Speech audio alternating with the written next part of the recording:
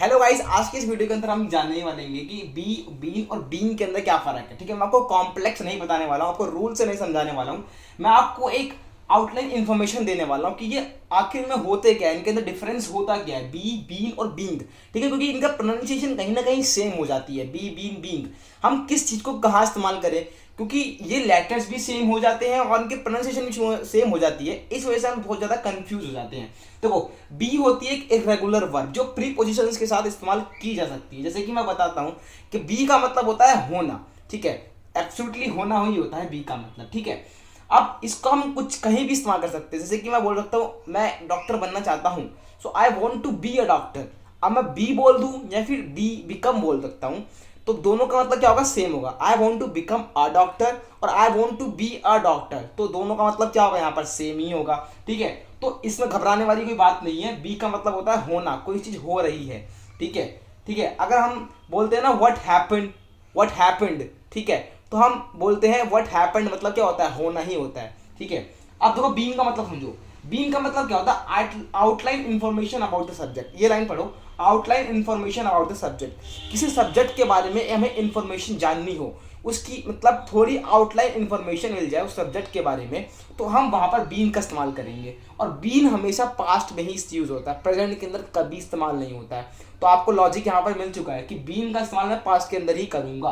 ठीक है, अब यहाँ पर सारा क्लेरिफाई हो चुका है। अगर मैं पास्ट में इस्तेमाल करूँगा तो बीन लगाऊंगा, और प्रेजेंट में इस्तेमाल करूँगा तो बीन लगाऊंगा। दोनों का मतलब क्या, अलग अलग है।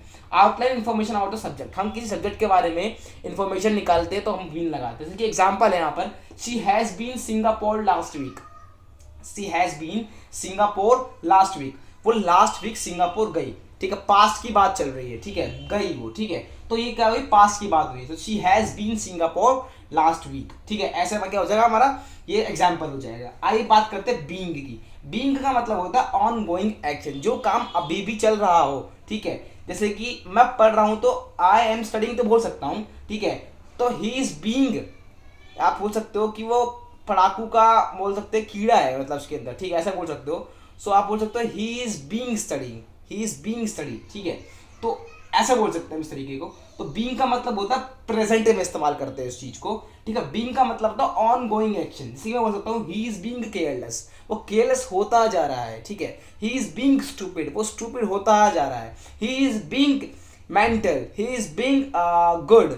ठीक है, मैन, ऐसे बोल सकता हूँ इस चीज को। तो बीइंग का मतलब होता है ऑन गोइंग एक्शन, जो काम अभी भी चल रहा हो। और यूज विद प्रेजेंट, इसका प्रेजेंट के साथ इस्तेमाल करते हैं बीइंग का। और बीइंग का इस्तेमाल होता है पास्ट के साथ। और बी होता है होना, और ये प्रीपोजिशन के साथ इस्तेमाल हम कर सकते हैं। ठीक है, आप एक बार ध्यान से इस चीज को देख लो, और देख लो इस चीज को, और देख लो ना। और इसके इसके साथ आप प्रीपोजिशन का इस्तेमाल करोगे, पर इसके साथ भी नहीं कर सकते आप प्रीपोजिशन का इस्तेमाल, पर इसके साथ प्रीपोजिशन का इस्तेमाल कर सकते हो। ठीक है, तो आपको, आई होप आपको ये वीडियो के बारे में पता लगा होगा। इस वीडियो के द्वारा पता लगा होगा कि हाँ, बीइंग और बीइंग हम कहाँ कहाँ इस्तेमाल करते हैं। तो मिलते हैं किसी नए वीडियो में किसी नए टॉपिक के साथ। जब तक जय हिंद, जय भारत, और स्टे ट्यून्ड। Bye bye.